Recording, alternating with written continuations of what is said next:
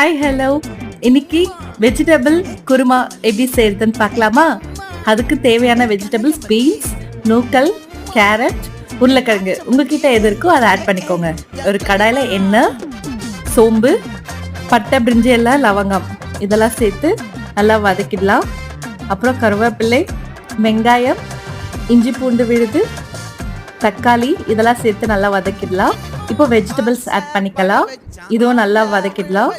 இன்னொரு பக்கம் இன்னொரு கடாயில் கடலைப்பருப்பு, பச்சை மிளகா தேவையான அளவு, முந்திரி ஒரு 7 to 10 இதெல்லாம் சேர்த்து நல்லா வதக்கிட்டு மிக்சியில் அரைச்சி எடுத்துக்கலாம்.